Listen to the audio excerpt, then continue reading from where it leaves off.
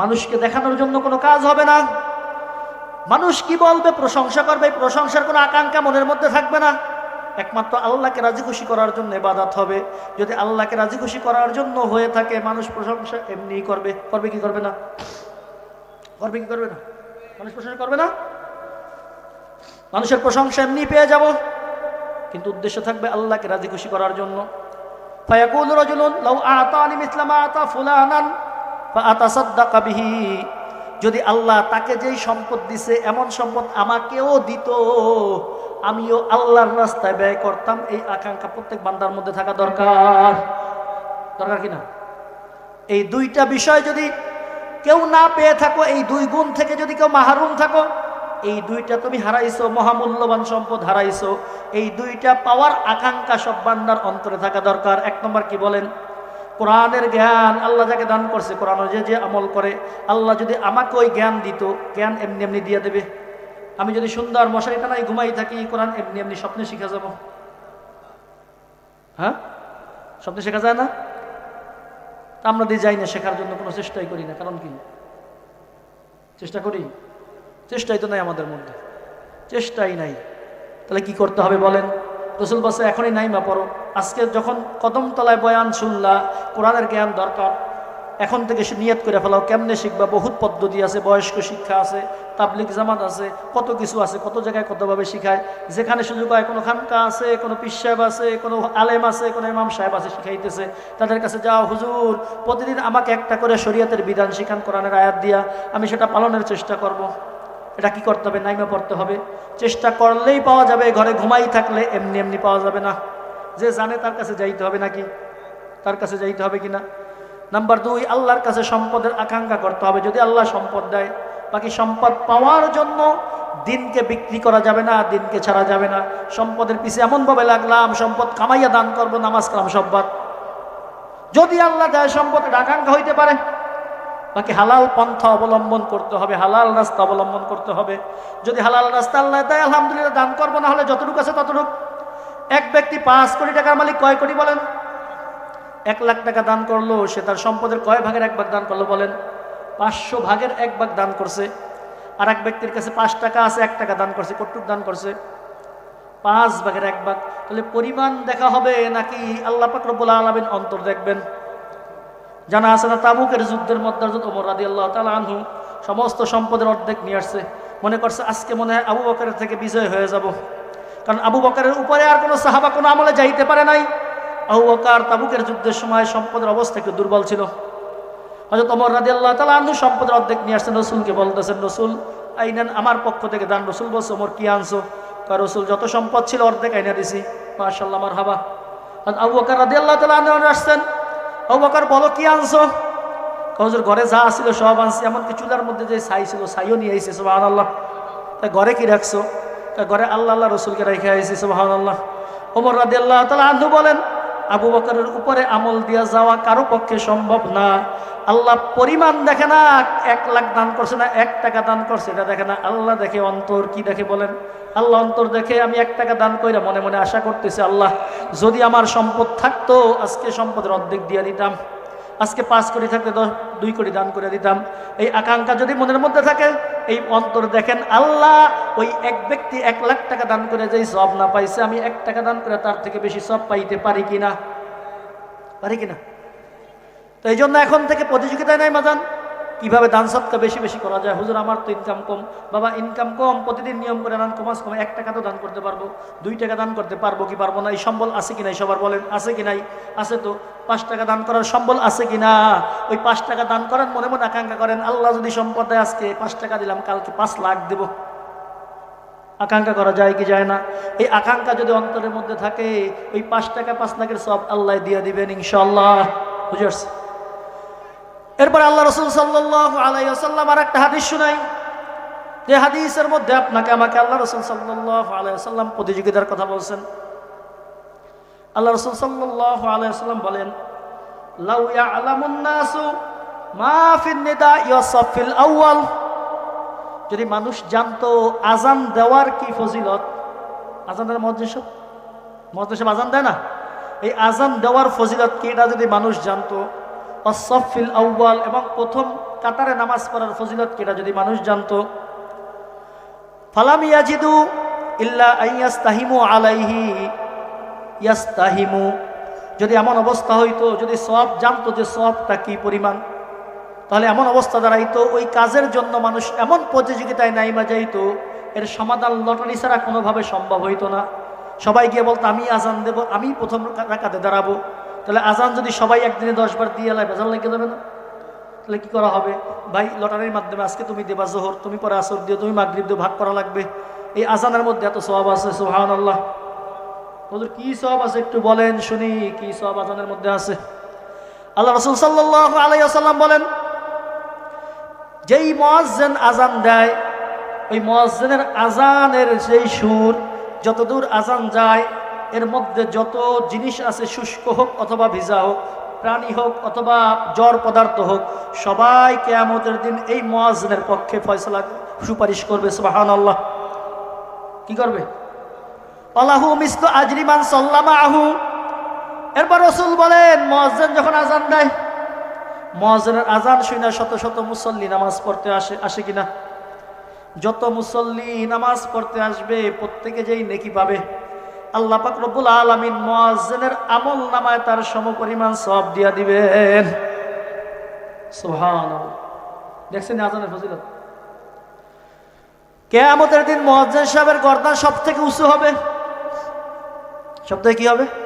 উঁচু হবে। দুই ব্যাখ্যা, হয়তো আল্লাহ তার গর্দানটা উঁচু করে দিবে, দূর থেকে মানুষ দেখে বুঝবে এটা মুয়াজ্জিন ছিল দুনিয়ায়, অথবা তাকে এমন এক মর্যাদায় আদিষ্ট করবেন, তার আসনটা এমন থাকবে দূর থেকে সবাই দেখবে এই লোক মসজিদের মুয়াজ্জিন ছিল।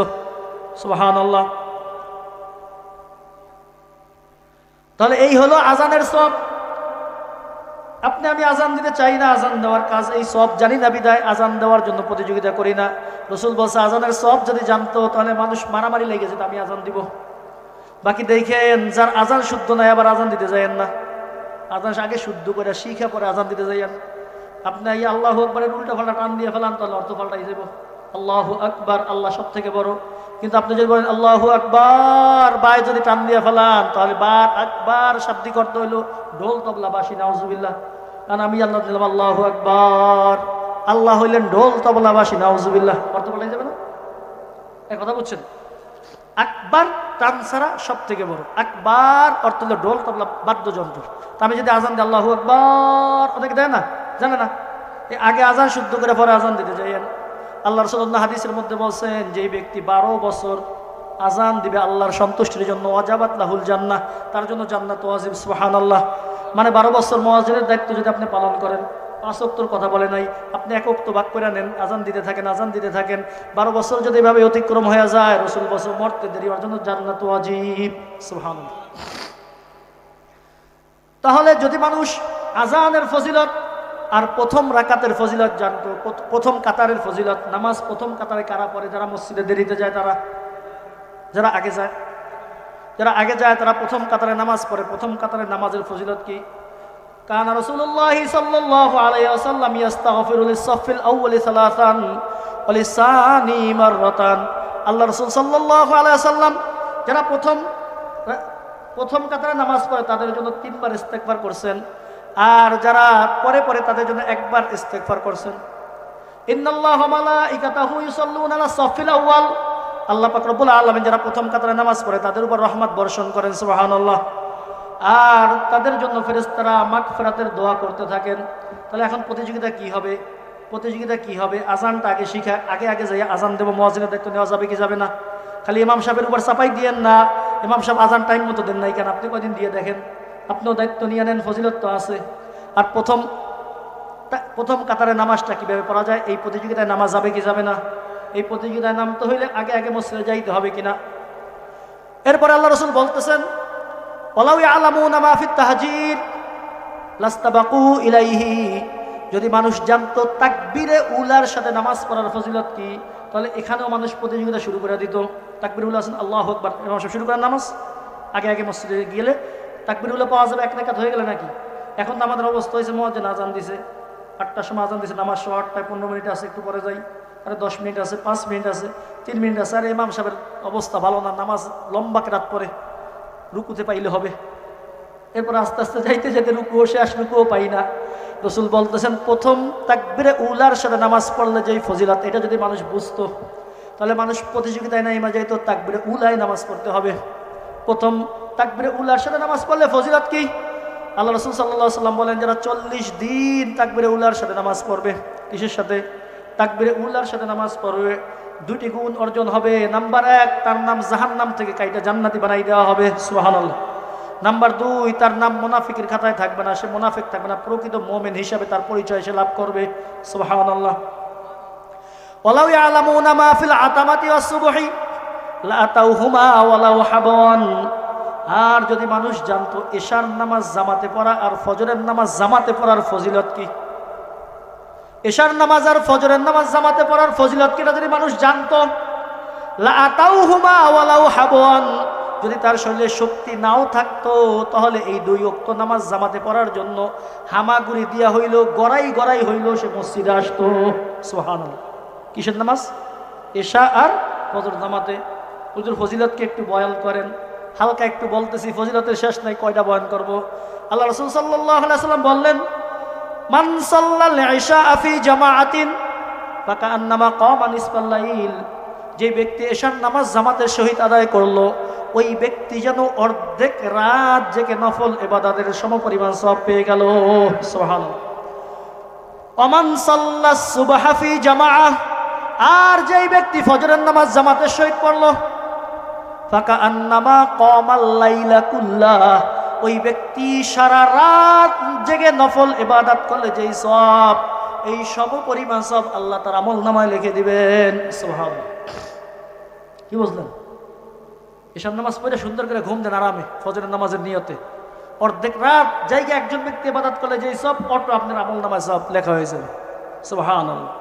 ফজরের নামাজ জামাতে পড়বেন, আল্লাহ রাসূল বলতে সারা রাত জেগে নফল ইবাদত করলে যেই সব, এই সব সব আপনি পেয়ে যাবেন, সুবহানাল্লাহ। এই সব যদি মানুষ জানতো কি করতো? হামাগুড়ি দিয়ে হলে আসতো। কিন্তু ফজরের মাঝে মাঝে এমন হয় জামাতের নেশাবই পুরো হয় না। জামাতের নেশাব পর্যন্ত মানে ইমাম স্যার আরো 2 জন লাগে জামাত হওয়ার জন্য, নাকি? ইমাম সাহেব কমাস কম একজন হলেও তো হয়, নাকি? তো মাঝে মাঝে দেখা যায় ইমাম সাহেব একাই, আর কেউ নাই ফজরের নামাজে। হয় কি হয় না? গ্রামের মসজিদগুলো বেশি হয়, শহরে তো মানুষ বেশি পরিমাণ, হাজার হাজার মানুষ এখান থেকে 10-20 জন চলেই আসে। কিন্তু গ্রামে এমন হয় কি হয় না? হইতেছে না? কি জন্য হইতেছে? কারণ আপনি আমি জামাতে নামাজের গুরুত্ব বুঝি নাই, আপনার আমার মধ্যে ভালো কাজের প্রতিযোগিতা নাই। রাসূল বলেছেন যদি জানতা তাহলে হামাগুড়ি দিয়ে হইলেও আসতা। তাহলে এখন থেকে নিয়াত করেন ইনশাআল্লাহ জীবনে আর কোনোদিন এশার নামাজ আর ফজরের নামাজ জামাত ছাড়বো না। পারা যাবে? নিয়াত করেন না ইনশাআল্লাহ। আল্লাহ সবাইকে কবুল করুন, বলে আমিন। এখন এই ভালো কাজ, এগুলি আরো অনেক ভালো কাজ আছে, ভালো কাজের ফজিলতের শেষ নাই, আরো অনেক হাদিস আছে, সেদিকে আর যাচ্ছি না। আমার আলোচনা 9টা পর্যন্ত, 10টা পর্যন্ত সময় শেষ। এই কাজগুলি কারা করতে পারবে? ভালো কাজের প্রতিযোগিতা যে মন চায় সেই পারবে নাকি? কারা পারবে এটাও আল্লাহ কোরআনে বলে দিয়েছেন, সুবহানাল্লাহ। ভালো কাজে নামার জন্য প্রতিযোগিতা সবাই করতে পারে না। আপনি আমি যদি যাই যে কোনো প্রতিযোগিতায় নাম লেখাইতে যাই, ধরেন দৌড় প্রতিযোগিতা, বাংলাদেশে ন্যাশনাল প্রতিযোগিতা আছে না, এখানে যদি আমি যাই যে আমাকে নেন, আমি খুব দৌড়াইতে পারি, নেবে নাকি? আগে বাছাই হইতে হবে না? আগে যোগ্যতার প্রমাণ দিতে হবে কি হবে না? যে যোগ্যতার প্রমাণ দিবে সেই তো নির্বাচিত হবে, হবে কি হবে না? প্রতিযোগিতায় কারা প্রতিযোগী হতে পারবে এটাও আল্লাহ কোরআনে বলে দিয়েছেন। ভালো কাজের প্রতিযোগিতায় কারা নামতে পারবে? আল্লাহ পাক রব্বুল আলামিন বলেন ইন্নাল্লাযীনা হুম মিন খাশিয়াতি রাব্বিহিম মুশফিকুন, নিশ্চয় যারা তাদের রবের ভয়ে ভীত। কিসে ভীত বলেন? রবের ভয়ে যারা ভীত, 1 নম্বর গুণ। রবের ভয়ে যারা ভীত তারা ব্যবসার মধ্যে ওজনে কম দেয়, চাকরি যারা করে মালিকরে ফাঁকি দেয়, জমির মধ্যে অন্যের আইল ঠেলে, এরা আল্লাহকে ভয় করে। সুদের ব্যবসা করে, এরা আল্লাহকে ভয় করে। সুযোগ পেলে ঘুষ গ্রহণ করে, এরা মনে হয় ব্যবসা আল্লাহকে ভয় করে। আল্লাহকে ভয় করার মানে কি? আল্লাহকে ভয় করার মানে হলো আমি যে অবস্থায় থাকি না কেন আল্লাহর বিধান কি সেটা জেনে সে অনুযায়ী জীবনযাপন করা, এটার নাম হলো আল্লাহর ভয়। আমি এখন এক জায়গায় আছি, কেউ দেখবে না, দুনিয়ার কেউ দেখে না। এখন যদি মন চায় অন্যের ক্ষতি করলে করতে পারি, গুনার কাজ করলে করতে পারি, এই সুযোগ আছে। যদি আমার মধ্যে আল্লাহর ভয় থাকে আমি মানুষের সামনেও যেমন গোপনেও তেমন। বুঝেন নাই? আমার কথা এটা, আমি আপনাদের সামনে দেখতে অনেক বড় বুজুর্গ মনে হইতে পারে, কিন্তু আমার অবস্থা হলে আমি যদি আবার একা একা থাকি তখন অনেক বন্ডামিও করি, অবস্থা পরিবর্তন হয়ে যায়। ফেতরি জিনিস, পারি না, চেষ্টা করলেও পারা যায় না। কিন্তু যার মধ্যে আল্লাহর ভয় থাকবে সে জনসম্মুখেও যেমন, যখন একা একা থাকবে সেখানেও তেমন। এক নম্বর গুণ হলো আল্লাহর ভয় ভীত। আল্লাযীনা হুম মিন খাশিয়াতি রাব্বিহিম ইন্নাল্লাযীনা হুম মিন খাশিয়াতি রাব্বিহিম মুশফিকুন। আরো 10 মিনিট পাইছি। নিশ্চয়ই যারা আল্লাহর ভয় ভীত হবে, এক নম্বর বৈশিষ্ট্য হতে হবে আল্লাহর ভয় অন্তরে থাকতে হবে। কি থাকতে হবে?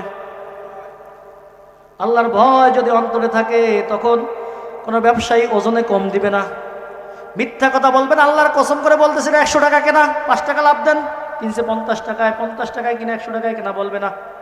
আপনার ব্যবহার ভালো লাগছে, কেনা দামে দিয়ে দিলাম, নেন। অনেকে আছে কেনা দামের চেয়ে 50 টাকায় কম দেয়, কিভাবে দিল? হয় কি হয় না? যে ভাই কেনা দাম 500 টাকাই দেন, কেনা দাম এর নিচে দেওয়া যায় না, পরে দরদাম করে 400 টাকা দিয়ে দেয়। কি করে জানেন? আপনি প্রথম কাস্টমার, কিছু করেন, লস দিয়ে দিলাম না। এই যে বললো, একটা মিথ্যা কথা বললো না? চাকরিজীবী মালিককে দেখে, মালিক দেখে নাকি? মালিককে দেখলে একটু কাজ করে, আবার ফাঁকিবাজি করে। আল্লাহর ভয় আছে নাকি অন্তরে? আল্লাহর ভয় আছে। গরু নিয়ে যাইতেছে, পাশের জমির ধান দেখে, কেউ দেখে নাকি? খায়, একটু খাওয়াই, কান দেয়। গ্রাম এলাকায় হয় কি হয় না? আল্লাহর ভয় আছে, আল্লাহর ভয় আছে।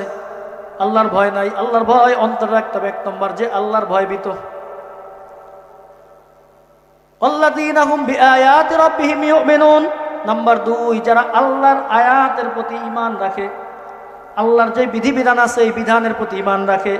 আল্লাহ কোরআনের মধ্যে যে বিধানের কথা বলছে পূর্ণাঙ্গ ঈমান রাখে। আল্লাহর আয়াত দ্বারা উদ্দেশ্য দুইটা হইতে পারে।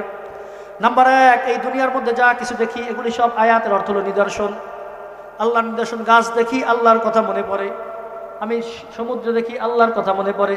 যা কিছু দেখি সব আল্লাহর নিদর্শন, এগুলি আল্লাহ সৃষ্টি করেছেন। ওই আল্লাহর প্রতি বিশ্বাস থাকে, এই আয়াতের প্রতি বিশ্বাস থাকে। নাম্বার 2, আল্লাহর কোরআনের যত আয়াত আছে সমস্ত আয়াতের প্রতি যারা বিশ্বাস থাকে।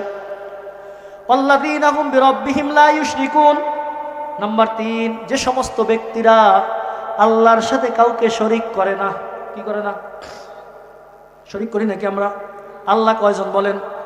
আপনার আমার রব কয়জন বলেন? খালেক কয়জন? মালিক কয়জন? রিজিক দাতা কয়জন? একজন মানি কি মানি না? এটা তো সবাই মানি, কারণ আল্লাহ জন্মসূত্রে মোমেন বানাইছেন। একাধিক খোদা মানি না, অর্থাৎ আল্লাহর জাতের মধ্যে শিরিক করি না, কিন্তু নিজের জানা অজানা ইচ্ছায় অনিচ্ছায় আল্লাহর সিফাতের মধ্যে শিরিক করে ফেলাই। শিরিক শুধু আল্লাহর জাতের মধ্যে শিরিক করা বিষয়টা এমন না, শিরিক ফিস জাত, শিরিক ফিস সিফাতও আছে। আল্লাহর যেই গুণাবলী, এই গুণাবলী যদি অন্য কারোর জন্য সাব্যস্ত করি এটাও কিন্তু আল্লাহর গুণের সাথে শরীক। উদাহরণস্বরূপ একটা দিলাম, একটা উদাহরণ শোনেন। আমি যদি মনে করি অমুক ব্যক্তি তার অবস্থানে বৈশা, আমি এখানে বৈশা যা করতেছি, যেমন আল্লাহ জানেন উনিও জানেন, আছে কি নাই? এমন অনেক আমরা পীর সাহেবের কাছে যাই, ওই পীর সাহেব খানকায় বৈশা আমি বাড়ি কি করি সব দেখে, এটা বিশ্বাস করে, এমন আছে কি নাই? তাহলে আল্লাহ তো একাধিক মানলাম না, বাকি গায়েব জানার মালিক আল্লাহ, আলিমুল গায়েব আল্লাহ, আল্লাহর এই গুণের মধ্যে শরীক করে ফেলাইলাম কিনা? আবার আমরা কিছু লোক আছি দান করার সময় একটু, ভাই আমার নামটাও ঘোষণা করেন, আমিও কিন্তু দান করতেছি, মনের মধ্যে নিয়ত থাকে মানুষকে দেখানো লৌকিকতা, যেটাকে বলা হয় রিয়াকারী। এই রিয়াকারীকেও হাদিসের ভাষায় শিরকে খফি বলা হয়েছে। আল্লাহর জাতে তো শরীক করি না, এটা কপাল ভালো, জন্মসূত্রে মুসলমান। এই জন্য যদি আল্লাহ মুসলমানের ঘরে জন্ম না দিত, কোরআন পইরা আল্লাহকে চিনা, ঈমান গ্রহণ করা বহু দূরের কথা ছিল। কথা বোঝেন নাই মনে হয়? আল্লাহ জন্মসূত্রে মোমেন বানাইছে, এক নিয়ামতের শুকরিয়া যদি কিয়ামত পর্যন্ত সিজদায় পরে আদায় করে শেষ করা যাবে না, যাবে নাকি? যার কারণে একাধিক খোদা মানি না, কিন্তু আপনার আমার ইবাদত বনে কর্মকাণ্ড এমন যে কাজগুলির মধ্যে অজান্তে, না জেনে না বুঝে অনেকভাবে শিরক করে ফেলাইতেছি, নাউজুবিল্লাহ। এই জন্য সব কাজবাজ কার জন্য হবে? কার জন্য বলেন? মুখ খুলে বলেন, কার জন্য? আল্লাহর জন্য, দুনিয়ার কাউকে দেখানোর জন্য না। বান্দা যখন আল্লাহর সন্তুষ্টির জন্য কাজ করে, বান্দা আল্লাহর কাছে প্রিয় হয়ে যায়। আপনি আমার প্রচারের দরকার নাই, হাদিসের মধ্যে আসছে, বান্দা যখন আল্লাহকে রাজি খুশি করার জন্য কাজ করে, তখন আল্লাহ পাক রব্বুল আলামিন বিভিন্ন ফেরেশতাদেরকে পাঠায়া দেন, যাও যাও ফেরেশতারা মানুষের কাজের মধ্যে গিয়ে ঘোষণা করো, এই ব্যক্তি আল্লাহর ইবাদত আল্লাহর জন্য করার কারণে আল্লাহর কাছে প্রিয় হয়ে গেছে, আল্লাহকে ভালোবাসে। ও দুনিয়াবাসী, তোমরাও তাকে মহব্বত করো, তাকে ভালোবাসো। সুবহানাল্লাহ। তাহলে মানুষকে দেখানোর জন্য যদি করি, তাহলে আমি ক্ষতিগ্রস্ত হব। আল্লাহকে দেখানোর জন্য যদি করি, আল্লাহর সন্তুষ্টির জন্য করি, আল্লাহকে পাবো। আর মানুষের ভালোবাসা এমনি পেয়ে যাব, বোনাস হিসাবে। কি হিসাবে? এটা বোনাস হিসাবে চলে আসবে। বোনাস এটা আকাঙ্ক্ষা হতেই পারবে না আপনার আমার মধ্যে। নাম্বার 3, যারা আল্লাহর সাথে কাউকে শরীক করে না। ওয়াল্লাযীনা ইউতুনা মা আতাউ ওয়া কুলুবুহুম ওয়াজিলাতুন ইলা রাব্বিহিম রাজিউন। আর নাম্বার 4, যারা দান সদকা করে, যেই দান সদকা করে, যা কিছু দেয়, এগুলো এই আশাই দেয় এই দান সদকার প্রতিদান আল্লাহর কাছে পাবো, আল্লাহর কাছে ফিরে যেতে হবে, রবের কাছেই পাবো। এই জন্য দুনিয়ায় দান সদকা মানুষের উপকার করে। সুবহানাল্লাহ। এই 4টা গুণের কথা আল্লাহ বললেন। এই 4 গুণের মধ্যে সব চলে আসছে পুরো কোরআন। 1 নম্বর বসে যারা রবের ভয় ভীত। আল্লাহকে যদি ভয় করি, কোরআন মানবো কি মানবো না? আল্লাহকে যদি ভয় করি, রসুলের সুন্নাত মানবো কি মানবো না? হাদিস মানবো কি মানবো না? নাম্বার 2, আল্লাহর আয়াতের প্রতি ঈমান আনতে বসে। ঈমান যদি আনি তাহলে মানতে বাধ্য কিনা? নাম্বার 3, রবের সাথে কাউকে শরীক করবে না। নাম্বার 4, দান সদকা যা কিছু করবো, নেক আমল করবো, কি জন্য? আল্লাহর কাছে ফিরে যেতে হবে, আল্লাহর কাছে গিয়ে হিসাব দিতে হবে। এই জন্যই যারা করে, আল্লাহ পাক রব্বুল আলামিন বলতেছেন, উলাইকা ইউসারিউনা ফিল খায়রাত। সুবহানাল্লাহ। এই গুণের অধিকারী যারা, উলাইকা তাহারাই, ইউসারিউনা ফিল খায়রাত, এরাই নেক কাজে প্রতিযোগিতা করে, নেক কাজে দ্রুত করে, নেক কাজে বিলম্ব করে না, অলসতা করে না। এরাই নেক কাজের প্রতিযোগী হিসাবে যোগ্য হয়, এরাই নেক কাজের প্রতিযোগিতা করতে পারে। সুবহানাল্লাহ। এই গুণের অধিকারী যখন হয়, অহুম লাহা সাবিকুন, শুধু নেক কাজের প্রতিযোগিতার প্রতিযোগী হওয়ার যোগ্য হয় এতটুক না, বরং এরাই অহুম লাহা সাবিকুন, এই নেক কাজে বিজয়ী হয়ে যায়। সুবহানাল্লাহ। কি হয়ে যায়? এরা বিজয়ী হয়ে যায়। প্রতিযোগিতা এখন করে এমন না, এই গুণের অধিকারী যদি হয়, এরা এই প্রতিযোগিতায় বিজয়ী হয়ে যায়। কি হয়ে যায়? তাহলে কি গুণ আনতে হবে? যেখানেই থাকি না কেন, কাকে ভয় করতে হবে বলেন? ভয় করতে হবে কি হবে না? শুধু সমাজের মধ্যে মানুষের ভালোবাসা পাওয়ার জন্য না, বাসার মধ্যে স্ত্রীর হক আছে, বোনের হক আছে, ভাইয়ের হক আছে। স্ত্রীকে দাসী মনে করলে হবে না। একজন স্ত্রী ওনার নিজের বাবা মা সব কিছু ছেড়ে আপনার আমার কাছে আসছে, এই যে একটা কোরবানি করছে, এই একটা নিয়ামতের কথা একটু চিন্তা করে দেখেন। একটা মেয়ে, বাবা মা, বিশেষ করে বাবা মেয়েদেরকে অনেক বেশি ভালোবাসে ছেলেদের তুলনায়। ভালোবাসা তো সব সন্তানের প্রতি, মেয়েদের প্রতি ভালোবাসা। এই যে মেয়েটা তার কলিজার টুকরা রাজকন্যাকে তিনি দিলেন, 15 বছর 18 বছর বাবা মা পাললেন, এই যে দিলেন, কলিজা ছিঁড়া আপনার আমার কাছে দিলেন, ওই মেয়েটা তার এই সব কিছু ছেড়ে আমার ঘরে আসলো, এই যে একটা কোরবানি করলো, এটা নিয়ে একটু গভীরভাবে চিন্তা করে দেখেন কত বড় ত্যাগ সে স্বীকার করছে। যেই মেয়েটা বাবার বাড়ির মধ্যে শত আদরে ছিল, ওই মেয়েটা এখন 1-2 দিনের জন্য বাবার বাড়ি মেহমান হয়, বাবার বাড়ি আর তার আসল বাড়ি থাকে না। এই স্ত্রীর হক একটু চিন্তা করেন। আপনি যেমন বাহির থেকে কাজ করে আসছেন, আপনার কাছে মনে হয় আসছি, সাথে সাথে স্ত্রী খাবার দিল না কেন? স্ত্রী ঘরের মধ্যে আপনার সন্তান পালতেছে, রান্না বান্না সব কিছু করতেছে, এরপর একটু দেরি হয়ে গেলে অনেক কপাল পোড়া আছে, স্ত্রীকে আঘাত করতেও পিছপা হয় না। আছে কি নাই? আছে না? একটু চিন্তা করে দেখেন সে কতটা মেহনত করে। একটা বাচ্চা পালা কত কষ্ট। আগে বুঝি নাই, এখন বাবা হয়েছে কিছুটা বুঝতেছি। কিছুটা সারা রাত মা ঘুমাইতে পারে না। আপনার আমার কি চিন্তায় বাচ্চা কান্দ, ওই রুমে নিয়ে যা। আছে তো অনেকে বলি, হ্যাঁ আমার কালকে ডিউটি যাইতে হবে, যা ওই রুমে যা। স্ত্রী ওই রুমে পাঠাই দেয়। এই স্ত্রী সারা রাত ঘুমায় নাই, সকালে আবার বাচ্চা উঠে আবার জ্বালানো শুরু করছে, সারাদিন আপনার কাজ করতেছে। এই স্ত্রী চায়, বেশি কিছু চায় না, একটু হাসি মুখে তার সাথে কথা বলেন, এতটুকু চায়, আর কিছু চায় না। একটু এসে হাসি মুখে কথা বলেন, এতটুকু চায়। স্ত্রীর হক আছে, ভাই বোনের হক আছে। বোনের হক এখন আমরা দেই না। বোনের আবার হক কিসের? আর কি বোনের সম্পদ কয়জন দেয় বলে? শুধু সাধারণ মানুষ না, অনেক আলেম ওলামা আমরা যারা আছে আমরাও দেই না। বোনকে 6 নয় বুঝাই দিয়া দেই, কিন্তু ওই সম্পদের মালিক তো আমি কখনোই ছিলাম না। আমার কাছে 3 টাকা আছে, আমার একটা বোন আছে, আমি তো 2 টাকারই মালিক। 1 টাকার মালিক আমি বাবা মরার পরে কখনোই ছিলাম না। বাবা যেই দিন মারা গেছে, বাবাকে দাফন কাফনের পর 3 টাকা আছে।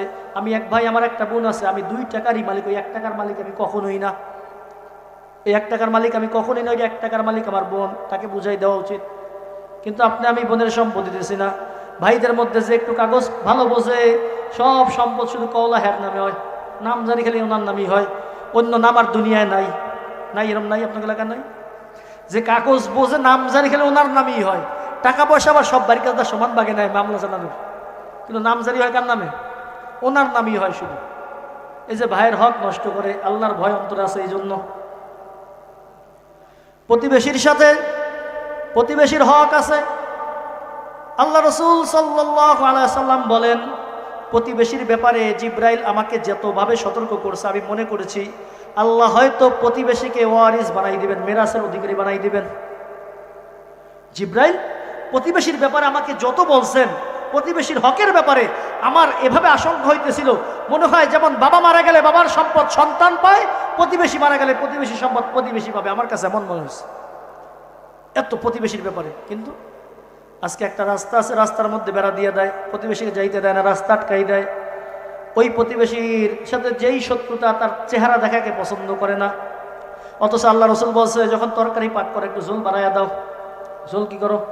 বাড়াইয়া দাও, তোমার তরকারির ঝোলের মধ্যে যেন তোমার প্রতিবেশীও শরীক থাকে। আছে নাকি এখন? আগে ছিল, আগে ছিল কিনা? ছোটবেলায় দেখছি মা বলতেন, দাদি বলতেন, যাই তরকারি ওই বাসায় দিয়ে, ওই বাসায় দিয়ে। এখন দেয় না। এখন আবার মরার ফ্রিজ বাইর হয়েছে। কি বের হয়েছে? হ্যাঁ, পচে পচুক, ফ্রিজে পচুক, কেউ দেবো না, এটা মূলনীতি হয়ে গেছে। বোঝেন নাই মনে হয়? তরকারি পাকাইছে, ফ্রিজে রাখতে রাখতে রাখতে রাখতে ফ্রিজের মধ্যে পোকা হয়ে গেছে, তারপরও পাশের বাড়িওয়ালা গ্রানি পায় নাই। হ্যাঁ, দশা এটা হয়েছে না? উচিত তো ছিল প্রতিবেশীর জন্য একটু ব্যবস্থা থাকা। যদি আল্লাহর ভয় অন্তরে থাকতো, তাহলে প্রতিবেশীর সাথে এমন আমি করতে পারতাম না। এজন্য কার হক কি আছে এটা বুঝবে কে? যার অন্তরে আল্লাহর ভয় আছে। কথা বোঝেন নাই? যার অন্তরে কি আছে? আল্লাহর ভয় আছে। এই গুণের অধিকারী হওয়া এত সহজ না। শুনতে যত সহজ মনে হয়েছে, আসলে এত সহজ না। শুনতে যত সহজ মনে হয় আল্লাহর ভয়, আরে আমি তো আল্লাহকে ভয় করি, ভয় আল্লাহকে করি, ঠিক আছে, কিন্তু যেমন করা দরকার এমন না। ইয়া আইয়ুহাল্লাযীনা আমানু তাকুল্লাহ হাক্কা তুকাতিহ, আল্লাহ বলেন ভয় করো ভয় করার মতো। ওয়ালা তামুতুন্না ইল্লা ওয়া আনতুম মুসলিমুন। আর প্রকৃত মুসলমান না হইয়া দুনিয়া থেকে আইসো না, তাহলে টের পাবা। তাহলে এক নম্বর আল্লাহর ভয়, প্রকৃত ভয়, এটা তৈরি করতে হবে। সব সময় আল্লাহর কথা মনে রাখতে হবে, আমি যেখানে থাকি না কেন, যার হক আছে সব। দুই নম্বর বলছিলাম আল্লাহর আয়াতের প্রতি দৃঢ় বিশ্বাস এটা রাখতে হবে। আল্লাহ যে বিধান দিছে আমার বুঝে আসুক অথবা না আসুক। অনেক বুদ্ধিমান বাইর হয়েছে, বর্তমান জামানার সাথে কোরআন যায় নাকি? নাউজুবিল্লাহ, নাই। আরে কোরআন 1400 বছর আগে, কোরআন কি বর্তমানে এটি বোঝে নাকি? এই বর্তমানে এটি সামাজিকতা কোরআন বোঝে নাকি? নাউজুবিল্লাহ। আসলে না, বুদ্ধিমান বাইর হয়েছে না? না নাই, যত বুদ্ধিমান হও না কেন, তোমার বুদ্ধির কোনো কাজ হবে না।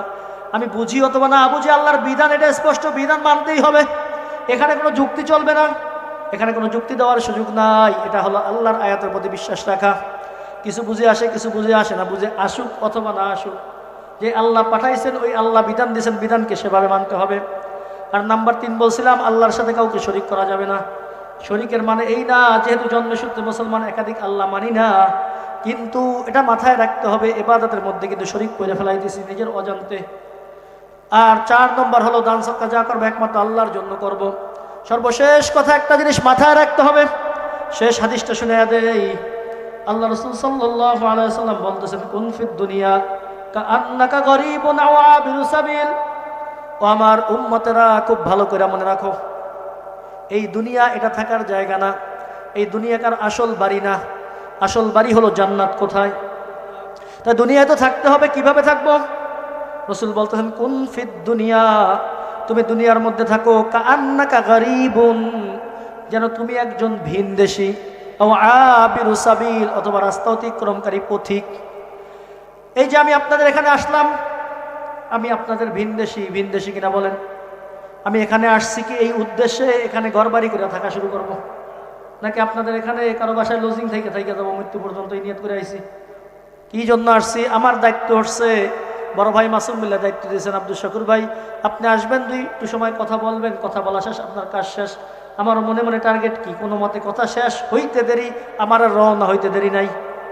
কথা বোঝেন নাই মনে হয়? তো রাসূল বলছে দুনিয়ার মধ্যে তোমাকে থাকতে হবে, তুমি এরকম ভিনদেশী পরদেশীর মতো থাকবা। তোমার মাথায় সবসময় থাকতে হবে আমার গন্তব্য কিন্তু এই দুনিয়া না, আমি একজন পথিক, এই পথ অতিক্রম করতে হবে, পথ অতিক্রম করতে করতে আমাকে জান্নাতে যাইতে হবে। এই কথা সব সময় মাথায় রাখবা। তুমি যদি ভুইলা যাও দুনিয়া তোমার থাকার স্থান না, এটা যদি ভুইলা তুমি দুনিয়াকে প্রাধান্য দাও, দুনিয়াকে যদি আপন করে নাও, দুনিয়া বড় খারাপ জিনিস। দুনিয়া তোমাকে এমনভাবে ধ্বংস করবে, এমনভাবে ধ্বংস করবে, এই দুনিয়া তোমাকে এক লাথি মেরে ডাইরেক্ট জাহান্নামে ফেলায় দেবে। নাউজুবিল্লাহ। দুনিয়া তোমাকে অনেক কিছু দেখাবে, এটা এত সুন্দর, এত সুন্দর, চাকচিক্য অনেক কিছু দেখাবে। তুমি যদি দুনিয়ার মোহে পড়ে যাও, দুনিয়াকে যদি মানজিলে মাকসুদ বানায় নাও, প্রকৃত গন্তব্য যদি তুমি দুনিয়াকেই মনে করো, এটাই মনে হয় আসল, এটা যদি মনে করো, তাহলে এই দুনিয়া তোমাকে এমনভাবে ক্ষতিগ্রস্ত করবে যেটা তুমি উপলব্ধি করতে পারবা না। কখন করতে পারবা? যখন চোখটা বন্ধ হবে। চোখটা বন্ধ হয়ে গেলে আর কোনো কাজে আসবে না, ওই সময় কোনো কিছু বুঝে আসবে না। ওই সময় যখন বুঝবা, ওই বোঝায় কোনো উপকার হবে না। এই জন্য রসুল বলছেন, কুন ফিদ দুনিয়া কা আন্নাকা গরিবুন আও আবিরুস সাবিল। দেখেন, নৌকা, নৌযান দিয়ে কোনো শায়ের উদাহরণ দিয়ে বুঝাইছেন। নৌকা পানির মধ্যে চলে, কার মধ্যে চলে? নৌকার তলা আর পানির মধ্যে যেই ভালোবাসা, এই ভালোবাসা আর কার আছে বলেন? যতদিন নৌকা ঠিক থাকে, পানির সাথে সবসময় লাগিয়ে থাকে। আপনি আমি যারে ভালোবাসি সবসময় জড়াই ধরে রাখতে পারি কি নাকি? পারি না। নৌকার সাথে পানির কত ভালোবাসা। এখন নৌকা যদি পানিকে বলে, দোস্ত এত